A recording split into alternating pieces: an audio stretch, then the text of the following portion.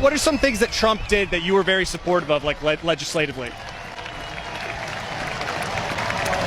Legislatively? Yes. Well, he did a lot of things. I mean,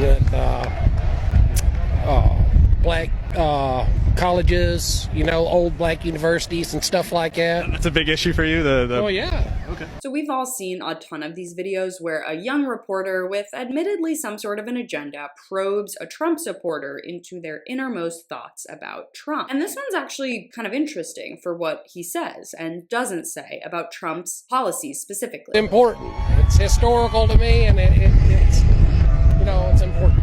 Either way, I mean, there's many things that, he's leaned against that I've been happy with. So I don't know where you want me to go with that, but First off, it's obviously clear this guy doesn't think a lot about Trump's legislative policies. And when he does, they're policies that barely made a blip on the national radar and are types of investments that most presidents make without really changing the status quo. So to give this guy credit, he highlights Trump's support of HBCUs, or historically black colleges and universities. And it's true, the Trump administration in 2020 made permanent legislation giving $255 million in annual STEM funding for minority-serving colleges, which included roughly $85 million specifically allocated to HBCUs. But the fact that he has to rack his brain and then can't even go into details about it ultimately underscores the point of the interview. And what's more, if he did actually care about education, he should probably mention that Republicans are not typically the party of education funding. So this just goes to show that he really doesn't care about the policies of Trump as much as the man himself. The two things he mentions, this HBCU investment and the COVID vaccine, actually don't even affect him at all. What do you think about certain legislative, well, not legislative, but what some of the agendas during the pandemic, like Operation Warp Speed? Well, I mean, obviously that was good. It speeded up this antivirus, or whatever it is. Vaccine. The vaccine, yeah. Did you get your vaccine? No. Why is that? Did you get yours? I did, actually. No, I didn't get mine. Why is that? Well, I'm not that confident in it yet. We'll see. Even though Trump was like pushing it and he was like, yo, get your vaccine, it's safe, Operation Warp Speed, this is something that we were very big about. And my doctor too says do it. Everybody says do it. I haven't done it yet.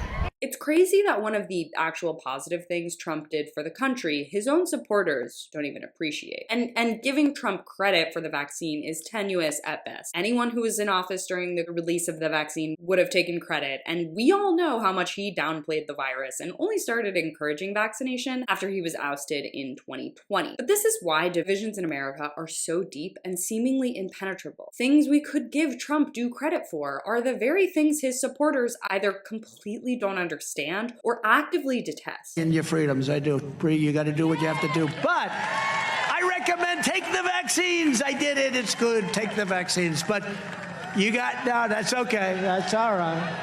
You got your freedoms. This is the natural endpoint of celebrities becoming politicians. Those celebrities don't have a grasp on what it means to be a leader and deliver materially for their people. So, of course, neither do their supporters. On the left, I think we do a pretty good job of rejecting this cult of personality behavior. I mean, there's no way you could get the same type of interview talking to a Bernie Sanders supporter. For them, the support is contingent on the policies or the fight that they're putting up. Who cares what they're saying as much as they're actually doing? Politicians are not our friends, and none of them are above criticism, no matter how much we trust them or like them. This is the biggest divide between not just progressives and Republicans, but progressives and Democrats as well. Politicians who just give lip service and write an enraged tweet now and again don't survive long on the left, and that's exactly as it should be. Through his fumbling and racking his brain, this man points out an insignificant, if beneficial, policy of the Trump administration in its HBCU investment. But if he actually dug deeper into education funding and policy and how it's almost never prioritized by Republicans, and if he really cared about that, he certainly wouldn't be championing Trump or the GOP at all. Thanks so much for watching. You can follow me on all platforms at Caro Johnson 917.